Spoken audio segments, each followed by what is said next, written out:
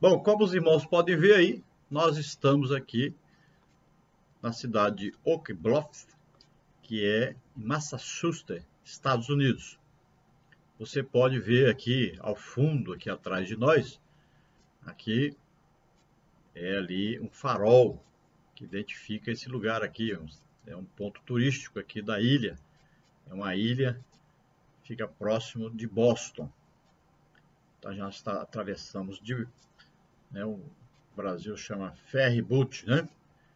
Então nós atravessamos e estamos aqui na ilha, pregando aqui, trazendo as palestras para a Igreja Evangélica Assembleia de Deus, Ministério Semear. Se você quiser assistir as nossas palestras, você entra lá no Facebook e acesse lá a Igreja Evangélica Assembleia de Deus, Semear, Oak Bluffs, aí escreve aí Oak Bluffs, né? Massachusetts, Estados Unidos. Então você assiste lá as nossas palestras. Nós fizemos a primeira palestra com os pastores. Jesus curou cerca de 15 pastores. Aí, pastores, nós queremos dizer os líderes da igreja. E fizemos ontem um culto, onde nós estivemos ensinando a palavra de Deus. E também oramos. Jesus curou mais de 20 pessoas ali. Nós oramos mais ontem pelas mulheres, né? Deve ter dado bem mais de 20, mas vamos colocar aí 20 curas. Aí teve caroço que desapareceu, né? Ali teve uma menina que era surda, passou a ouvir. Então Jesus está fazendo maravilhas. Nós pregamos o evangelho do jeito que Jesus pregava. Jesus ensinava a palavra de Deus e ministrava cura, né? Libertação. E é assim que nós fazemos também. Nós estamos ministrando curas, libertação, ministramos batismo no Espírito Santo, né? Então, as mesmas coisas, a gente tem que imitar Jesus. O cristão imita Jesus. Por isso que é chamado cristão. Vamos continuar, então, a nossa lição. Então, no tópico 2, nós temos: em Cristo, Deus pagou as nossas dívidas. Subtópico 1, nossa dívida impagável. Subtópico 2, Deus pagou as nossas dívidas. Subtópico 3, nada pode nos condenar. Subtópico 1, então, nossa dívida impagável. A palavra de Deus deixa claro que o salário do pecado é a morte, Romanos 6:23. E, do mesmo modo, ela ensina que todos somos pecadores, Romanos 3:23. É bom lembrarmos que até mesmo nós, os que servimos a Cristo, outrora éramos mortos em delitos e pecados, Efésios 2:1. É justamente por causa de nossos delitos e pecados que contraímos uma dívida impagável. Assim como aquele servo que devia 10.000 talentos, nós não poderíamos pagar nossa dívida para com Deus. Essa dívida exigia um sacrifício de sangue, pois sem derramamento de sangue não há remissão de pecados. Hebreus 9:22. A única forma de pagarmos nossa dívida seria com derramamento de sangue e isso exigiria a nossa própria vida. Portanto, nossa dívida para com Deus é impagável. Então, uma coisa clara e evidente para todos nós é que nós temos uma dívida impagável para com Deus. Então, nós colocamos aí o pecado como o quê? Uma dívida, né? Nós estávamos antes vendidos ao pecado, éramos filhos da ira, todos nós pecamos, todos nós tínhamos um salário devido ao pecado, ou seja, um pagamento pelo pecado, que é o quê? A morte. Que tipo de morte? São 3 mortes. Existe a morte física, o corpo. Existe a morte da alma, a Bíblia diz: a alma que pecar, esta morrerá. Então aí é a parte do intelecto, né, da inteligência, que deixa de ter o conhecimento de Deus. E existe a morte espiritual, que é o nosso desligamento de Deus. Olha, Isaías diz o quê? Vossos pecados fazem divisão entre vós e o vosso Deus. Então, quando nós estamos em pecado, nós estamos desligados de Deus. Olha, lá em João diz, olha, Deus não ouve a pecadores. Então existia o quê? Uma barreira entre nós e Deus. O pecado faz essa barreira, essa separação. Então causa essa morte aí tripla, né? São 3 mortes: corpo, alma e espírito. Então, por causa do pecado é que existe a morte. Então nós estávamos condenados. Não havia solução. Então, qual é o plano de Deus? Como é que Deus vai arrumar isso, consertar isso? Então, ele cria um plano. Ele elabora, ele projeta, né? Então, tem um plano. Qual o plano? Quero um homem na terra que nunca pecou.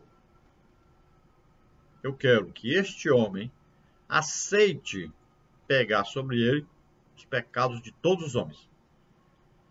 E eu quero que este homem morra a morte que está determinada para todos os homens.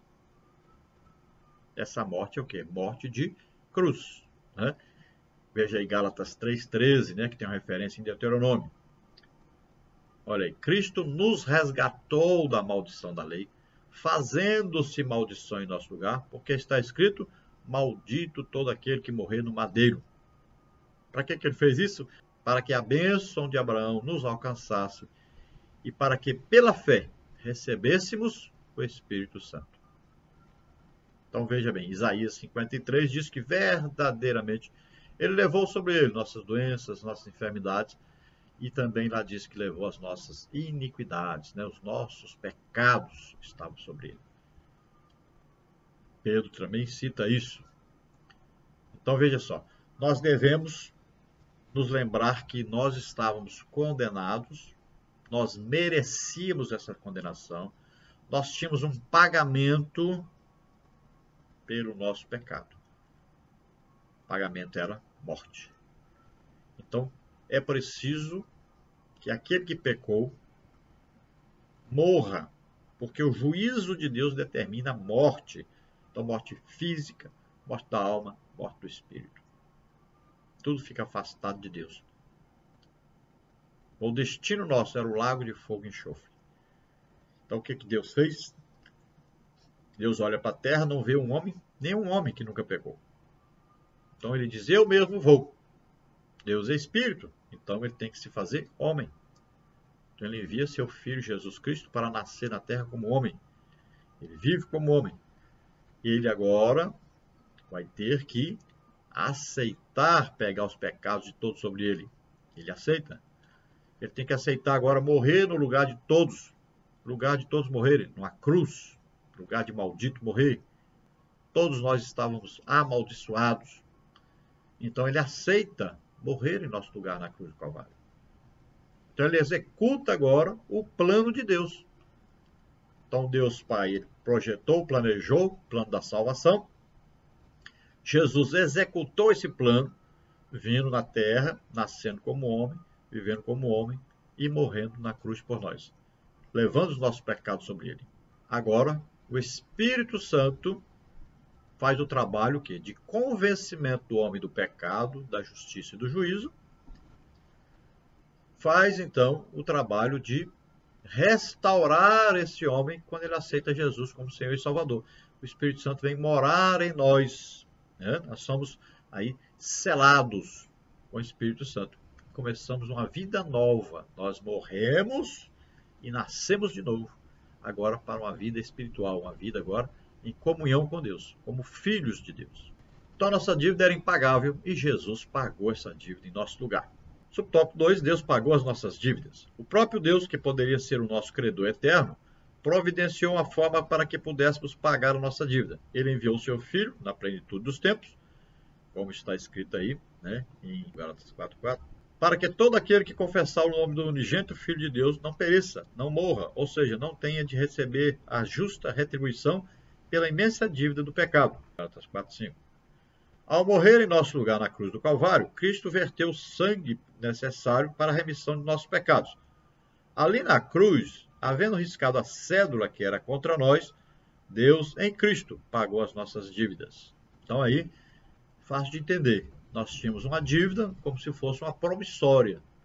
Né? Hoje, poderia ser um cheque preenchido a nossa dívida. Então veja, imagine aí qual o tamanho da sua dívida. Imensa dívida, impagável. Então Deus vem, pega a nossa dívida e transfere para Jesus a nossa dívida. Então, a promissória ou cheque que nós tínhamos assinado embaixo devendo é rasgado e é feita uma dívida para Jesus pagar. Então, essa promissória, esse cheque, como nós não poderíamos pagar, nós teríamos que morrer por causa disso. Aí o que acontece? Jesus assume a nossa dívida e morre em nosso lugar. Subtópico 3. Nada pode nos condenar, porque Deus em Cristo pagou as nossas dívidas. Estamos livres da condenação do pecado. É a Bíblia que nos assegura que nenhuma condenação há para os que estão em Cristo Jesus, que não andam segundo a carne, mas segundo o Espírito. Romanos 8:1. No versículo seguinte, Paulo explica que em Cristo Jesus, o Espírito de vida me livrou da lei do pecado e da morte. Assim, porque a misericórdia é uma marca do ensino e do ministério do Senhor Jesus. Assim, porque a misericórdia é uma marca do ensino e do ministério do Senhor Jesus, podemos dizer que agora somos livres da condenação por tal grande misericórdia de Deus. Lamentações 3, 22 e 23. Agora é o seguinte, se o diabo vier com acusação sobre nós, dizendo que nós fizemos alguma coisa, que nós pecamos, o que nós temos que fazer? Nós vamos mostrar para ele Jesus. Olha lá, a mão.